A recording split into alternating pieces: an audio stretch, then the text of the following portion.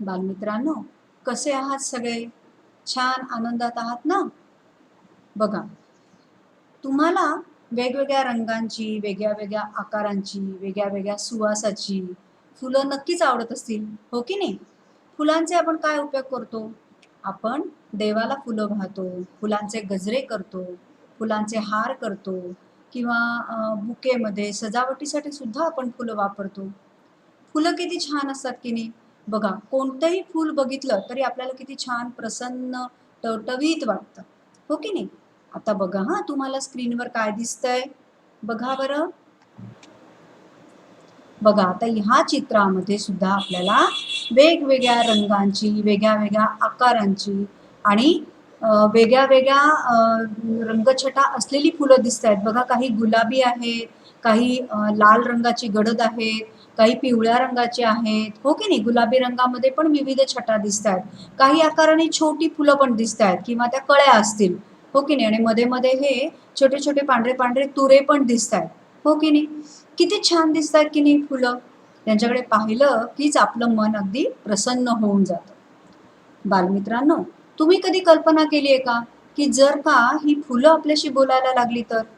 ती काय म्हणतील? त्यांच्या मनातले भाव कसे व्यक्त करतील? त्यांना काय वाटतं आहे ते कसं सांगतील? तर याच्यावरच आधारित, याच्यावरच कल्पना करून लिहिली गेलेली एक छान कविता आज आपण शिकणार आहोत. तर मराठीच्या पाठ्यपुस्तकातील हळूच या हो हळूच या ही प्रसिद्ध कवी कुसुमाग्रज यांनी लिहिलेली कविता आज आपण शिकणार आहोत. बघा, मराठीच्या पुस्तकामध्ये पान क्रमांक 24 वर ही कविता आहे. नीट लक्ष द्या हां. बघा, आता या कवितेमध्ये फुलांचं मनोगत सांगितलेलं आहे. तुम्हाला चित्रामध्ये काय दिसतंय बघा बरं. चित्रामध्ये 2 छोट्या मुली आलेल्या दिसतायत. एक पायवाट किंवा रस्ताही दिसतोय आणि रस्त्याच्या बाजूनी वेगवेगळ्या रंगांची छान-छान फुलं फुललेली आपल्याला दिसतायत आणि त्या मुली ही फुलं बघत आहेत. तर आता या कवितेमध्ये अशी कल्पना केलेली आहे, की ही फुलं सुद्धा त्या मुलींशी गप्पा मारतायत आणि फुलं काय सांगतायत? बघूया आपण. बघा हां, फुलं काय सांगतायत? हळूच या हो, हळूच या. आता ही फुलं जी आहेत, ही त्या मुलींना काय सांगतायत, की तुम्ही आमच्याकडे येत आहात, आम्हाला बघायला येत आहात. या, पण कसे या? हळूच या. हं. गोड सकाळी ऊन पडे. आता सकाळचं ऊन कसं असतं? खूप तीव्र असतं का? प्रखर असतं का? नाही. तर काय म्हणलंय, की गोड सकाळी ऊन पडे, दवबिंदूंचे पडती सडे. आता दवबिंदू म्हणजे काय? जर तुम्ही कधी पहाटेच्या वेळेला लवकर जर उठलात आणि तुमच्या बागेमध्ये चक्कर मारायला गेलात, तर फुलांवर किंवा पानांवर तुम्हाला असे बारीक-बारीक पाण्याचे थेंब दिसतात. हे काय असतं बरं? तर पहाटेच्या वेळेला हवेमध्ये खूप गारवा असतो आणि खूप बाष्पसुद्धा असतं. हं. तर हे बाष्प म्हणजे पाण्याचे अगदी बारीक-बारीक थेंबच असतात बरं का.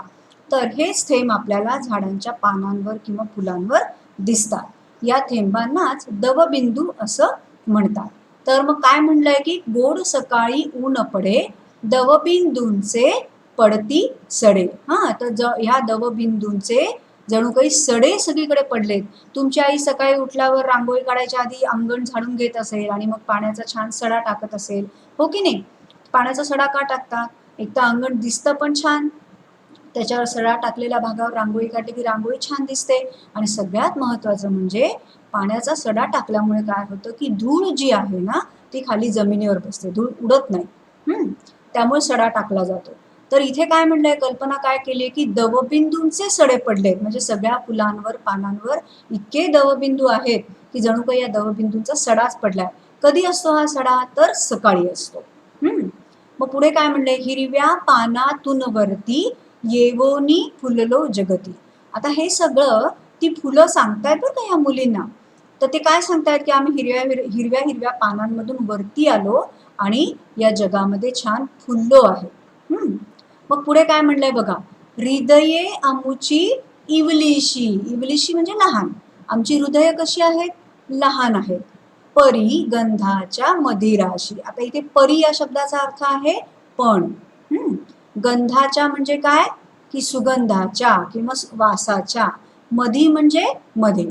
म्हणजे आमची हृदय खूप इवलीशी, खूप लहान आहेत, पण त्याच्यामध्ये सुगंधाच्या खूप राशी आहेत. राशी म्हणजे खूप सारं, भरपूर प्रमाणामध्ये, म्हणजे भरपूर प्रमाणात सुगंध आहे. मग पुढे काय म्हणलंय बघा, हासून डोलून देतो उधळून.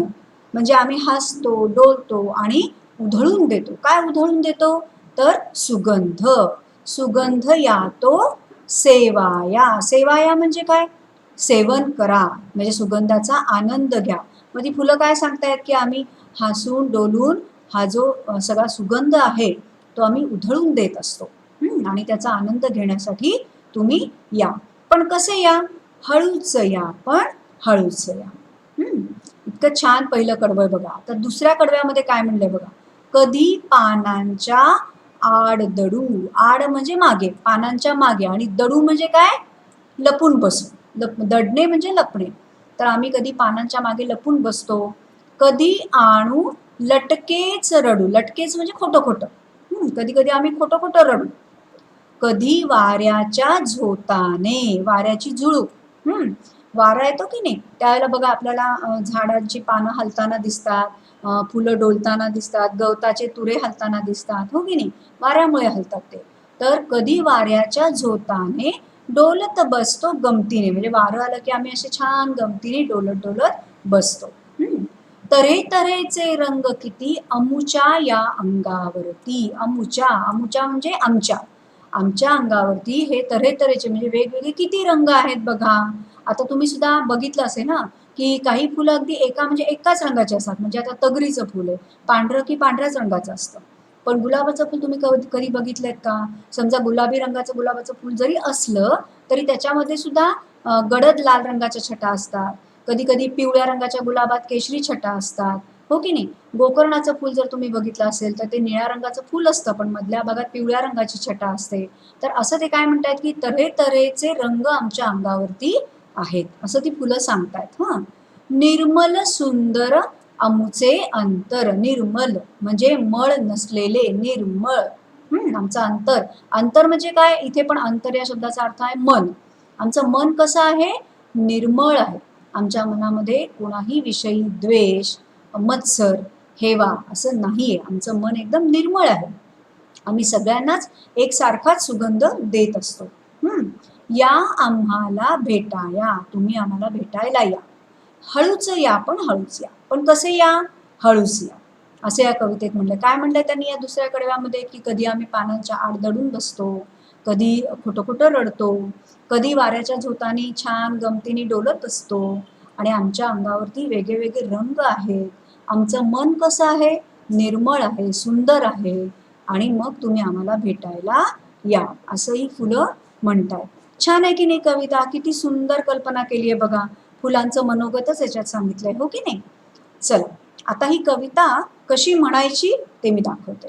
मी म्हणती आहे, तुम्ही सुद्धा नीट ऐका आणि तुम्ही पण म्हणण्याचा प्रयत्न करा. ठीक आहे, बघा, लक्ष द्या. हळूच या हो, हळूच या, हळूच या हो, हळूच या, हळूच या हो, हळूच या, हळूच या हो, हळूच या. गोड सकाळी ऊन पडे, तव बिंदूंचे पडती सडे, हिरव्या पानातून वरती, ये गोनी फुललो जगती.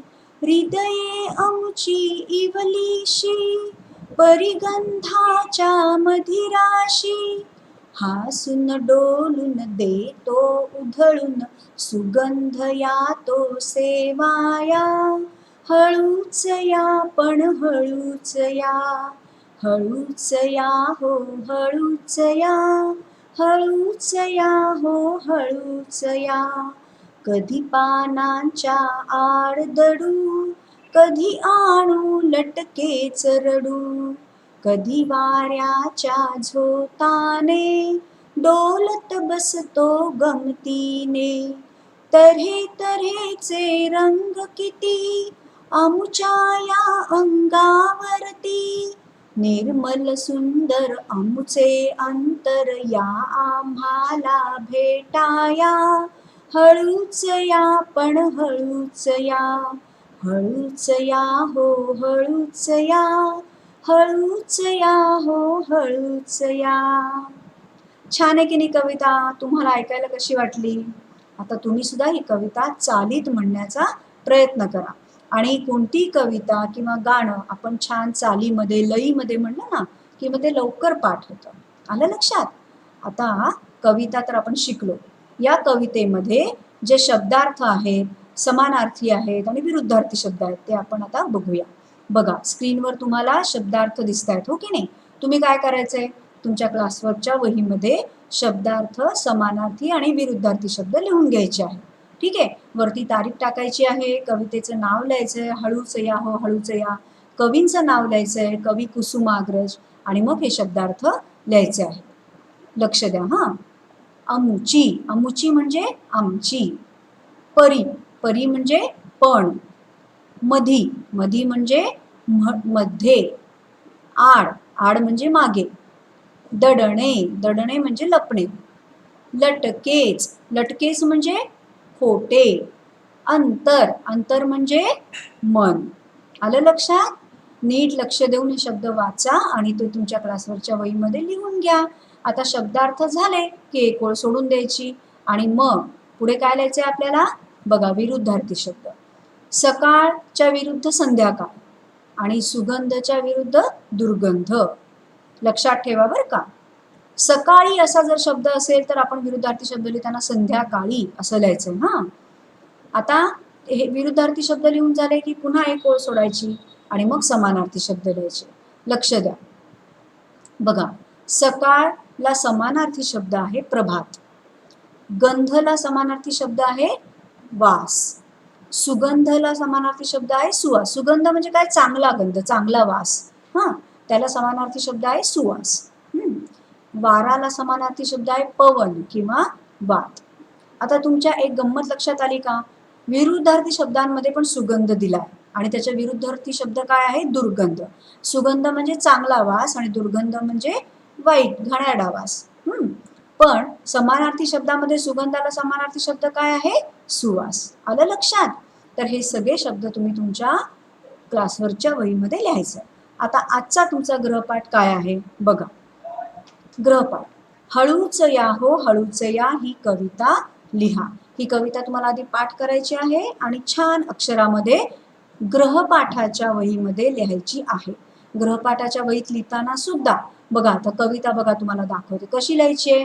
वरती कोपऱ्यामध्ये आधी तारीख टाकायची आहे, वार टाकायचा आहे, लिहायचं आहे. त्याच्यानंतर मग कवितेचं नाव लिहायचं, हळूच या हो हळूच या. मग कवींचं नाव आहे बघा इथे खाली, कवी कुसुमाग्रज. आणि मग ही कविता जशी पुस्तकात दिलेली आहे तशीच लिहायची. लिहिताना आता बघा हळूच या हो हळूच या ओळ झाली की इथे उद्गारवाचक चिन्ह आहे ते पण लिहायचं आहे, विसरायचं नाही. आणि त्याच्यानंतर दुसऱ्या ओळीवर गोड सकाळी ऊन पडे, हो की नाही. मग तिसऱ्या ओळीवर दवबिंदूंचे पडतीसडे असं त्यांनी दिलंय. तुम्ही पण याच पद्धतीने लिहायचंय. आता इथे हिरव्या पानातून वरती आणि येवोनी फुललो जगती या ओळींच्या इथे सुरुवातीला थोडी जागा सोडली आहे. मग तुम्हाला जर शक्य झालं तर वहीमध्ये तुम्ही सुद्धा थोडीशी 2 शब्दांची जागा सोडा आणि मग पुढे हे दोन्ही वाक्य लिहा. आलं लक्षात? या दोन्ही ओळी लिहा. पुन्हा हृदये आमुची इवलीशी आणि परिगंधाच्या मदिराशी या ओळी पहिल्या ओळींच्या खाली आहेत. तर त्यामुळे पुस्तकात बघून नीट जशी पुस्तकात दिली आहे ना तशीच कविता तुम्ही तुमच्या गृहपाठाच्या वहीमध्ये लिहायची आहे. समजलं तुम्हाला? बघा बालमित्रांनो, आज आपण मराठीच्या पाठ्यपुस्तकातील कवी कुसुमाग्रज यांनी लिहिलेली हळूच या हो हळूच या ही छान कविता शिकलो. या कवितेमध्ये फुलांचं मनोगत सांगितलेलं आहे. ही कविता तुम्हाला नक्कीच समजली असेल. तुम्ही चालीमध्ये ती म्हणून बघा आणि पाठ करा. आणि आता तुमचा वर्गपाठ काय आहे? तर वर्गपाठामध्ये तुम्हाला या कवितेतील शब्दार्थ, समानार्थी, विरुद्धार्थी लिहायचा आहे. आणि गृहपाठामध्ये तुम्हाला ही कविता छान सुंदर अक्षरात लिहायची आहे. तर करणार ना मग अभ्यास? शाब्बास.